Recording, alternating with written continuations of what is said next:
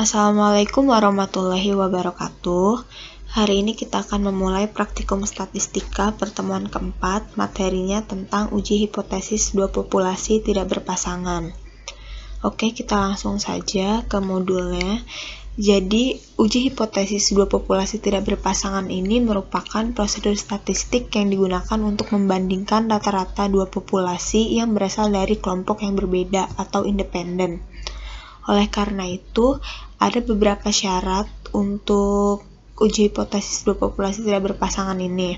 Yang pertama, syaratnya harus homogen. Artinya, sampel yang diambil harus sama. Di kelas juga pasti udah diajarin kan gimana caranya mengetahui bahwa sebuah data itu homogen atau tidak. Jadi ada namanya uji ragam homogenitas. Kemudian yang kedua, data-datanya juga harus berdistribusi normal. Kemudian yang ketiga, harus ada variabel independen. Variabel independen ini merupakan variabel bebas, artinya dia yang mempengaruhi. Kemudian harus ada data kategorik dan numerik. Dan sampelnya kurang dari 30, artinya uji hipotesis dua populasi tidak berpasangan ini dia sampel kecil. Nah, kemudian untuk prosedur pengujiannya ada dua cara, ada yang menggunakan uji T dan ada yang menggunakan uji F. Kalau untuk uji F, jadi dia untuk mengetahui apakah varians atau ragamnya itu sama atau berbeda, makanya hipotesisnya seperti ini. Kemudian kalau uji T untuk mengetahui apakah terdapat perbedaan rata-rata antara kedua populasi atau tidak ada, atau bisa juga untuk mengetahui mana populasi yang lebih besar, populasi yang pertama atau populasi yang kedua. Makanya hipotesisnya seperti ini. Oke, kemudian saya mau coba jelasin sedikit tentang langkah-langkah pengerjaannya. Jadi untuk langkah-langkah pengerjaan uji hipotesis dua populasi tidak berpasangan ini ada dua cara. Ada yang dengan cara manual, ada yang dengan cara SPSS. Kalau cara manual kan sudah belajar di kelas, jadi kita bakal langsung belajar cara SPSS aja. Jadi langkah yang pertama itu menentukan homogenitas tadi kan, karena uji hipotesis dua populasi tidak berpasangan data harus homogen, oleh karena itu harus diuji dulu homogenitasnya. Kalau H0 banding TO 1 sama dengan TO 2 itu berarti homogen, tapi kalau TO 1 nya tidak sama dengan TO 2 berarti dia tidak homogen. Kemudian nah ini, jika F hitungnya kurang dari F tabel, maka dia terima H0.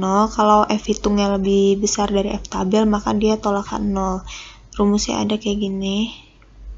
Di modul juga ada tadi, ini kalau F tabel, nah kayak gini. Terus kalau untuk di SPSS, uji homogenitasnya dengan cara melihat sig. Kalau sig-nya lebih besar dari alfa, maka dia homogen. Kalau sig-nya kurang dari alfa, maka dia tidak homogen. Nah, jadi yang ini tuh untuk manual, yang ini untuk SPSS. Kemudian ini menentukan kesimpulan untuk yang manual. Sementara untuk yang SPSS dengan cara sig to tail. Kalau sig to tail lebih besar dari alfa, maka dia terima H0. Kalau sig to tail kurang dari alfa, maka dia tolak H0. Beda ya, ini sig to tail sama sig itu nanti di tabelnya ada beda gitu dia. Kemudian untuk hipotesis di uji T-nya itu sama seperti yang di kelas, jadi ada yang dua arah, ada yang satu arah. Kalau yang dua arah berarti H0 banding mu1 sama dengan mu2, H1 banding mu1 tidak sama dengan mu2. Terus kalau yang satu arah ada yang kurang dari, ada yang lebih dari. Ya, langsung aja ke SPSS. Sekarang kita akan buka data yang udah tersedia di SPSS. Caranya sama kayak kemarin. Jadi file, open, data.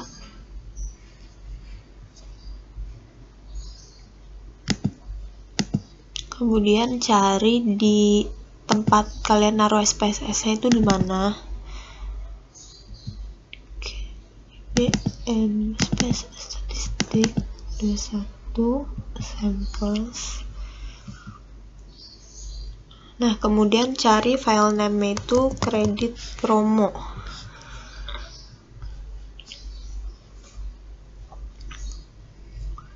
Nah, jadi ini keluar filenya. Jadi file ini merupakan hasil dari analisis pada sebuah toko yang ingin mengevaluasi penggunaan kartu kredit pada keluarga. Jadi soalnya itu kayak gini. Nah, apakah cukup bukti bahwa pemakaian kartu kredit keluarga pelanggan A dan B berbeda? Nah, jadi dia hipotesisnya dua arah. Kenapa dua arah? Karena ada kata apakah cukup bukti. Nah, di pertemuan sebelumnya kan udah dijelasin kalau pertanyaannya apakah cukup bukti, itu artinya dia hanya meminta ada perbedaan gak nih gitu antara keluarga pelanggan A sama keluarga pelanggan B kayak gitu. Makanya pakai hipotesisnya dua arah. Kalau hipotesisnya dua arah, yang tidak cukup bukti itu yang di H0, kemudian yang di H1 itu yang cukup bukti. Oke, kita lanjut ke SPSS-nya. Pertama, klik Analyze, kemudian Compare Means, Independent Sample T-Test. Nah, terus ini dimasukin di tes variabelnya itu yang spend during promo. Ini saya keluarin lagi tadi. Ini spend during promo, masukin ke tes variabel. Kemudian yang grouping variabel, masukin yang type of mail insert. Nah, kemudian define group. Yang group 1 diisi 0, yang group 2 diisi 1. Kemudian continue. Di optionnya jangan lupa dicek tetap 95%. Kemudian oke. Nah, terus nanti bakal keluar outputnya kayak gini.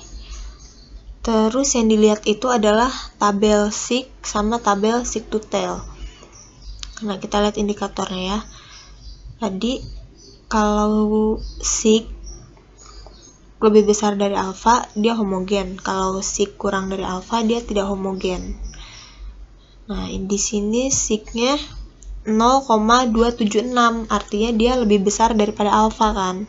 Nah, oleh karena itu dia homogen.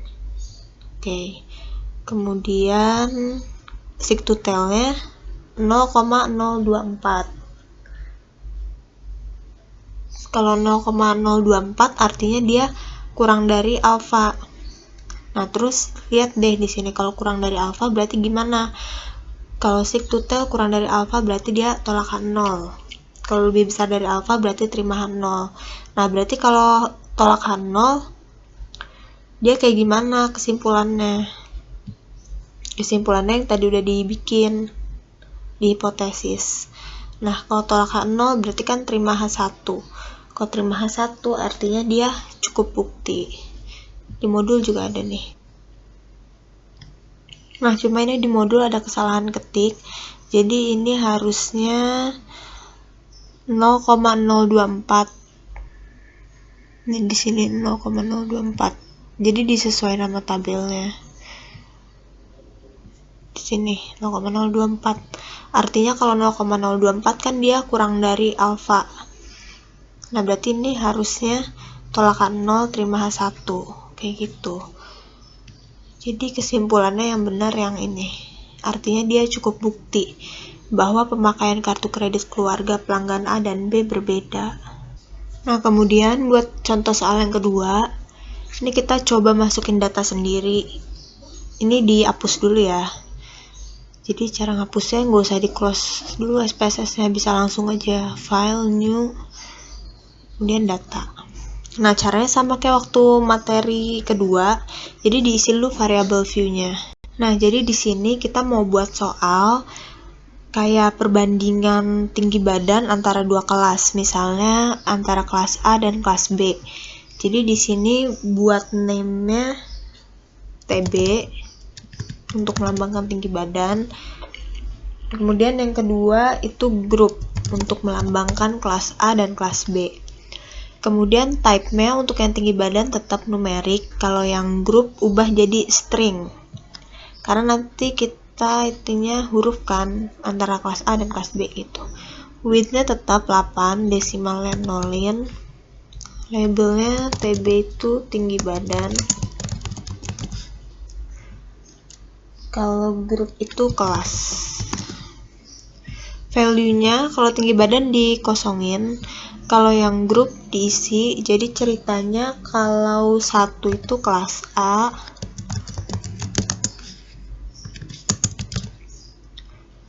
kalau dua itu kelas B. Nanti add. Oke. Kemudian kolom biarin, like-nya juga biarin, cuman di right aja. Measure-nya yang tinggi badan scale, yang grup nominal. Kemudian masuk ke data view. Jadi di grupnya kan tadi ada kelas A sama kelas B. Kelas A dilambanginnya 1. Ini bikin aja sampai berapa ya? 5 deh. 1 sampai 5 kelas A. Kemudian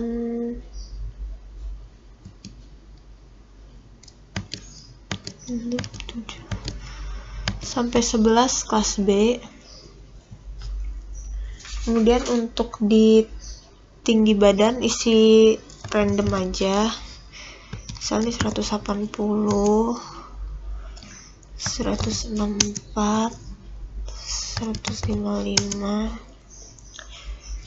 168, 170, 180,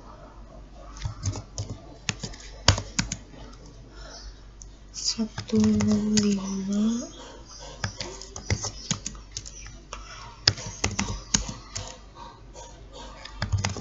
Nah, kalau udah jadi soalnya, kita buat hipotesisnya.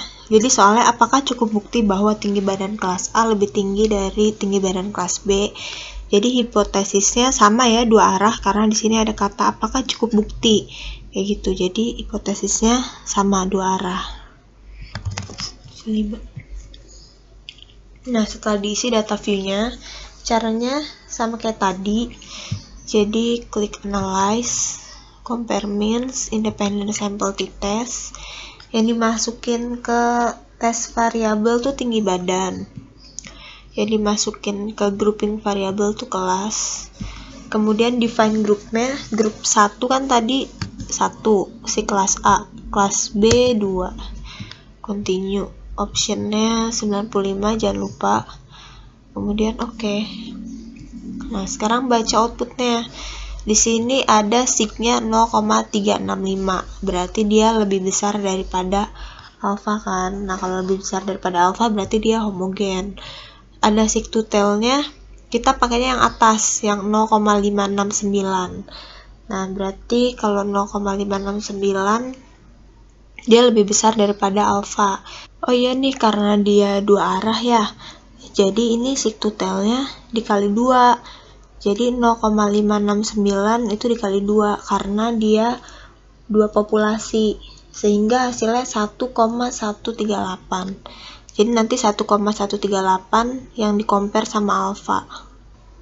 Nah, setelah kita tahu kalau sig to tail lebih besar dari alpha, berarti kita balik lagi ke hipotesisnya tadi. Kalau lebih besar dari alpha kan berarti dia terima 0. Berarti kalau terima 0 tidak cukup bukti bahwa tinggi badan kelas A lebih tinggi dari kelas B. Oke, sekian materi uji hipotesis dua populasi tidak berpasangan. Saya harap video yang saya buat mudah dipahami dan mudah diikuti untuk kalian. Terima kasih. Wassalamualaikum warahmatullahi wabarakatuh.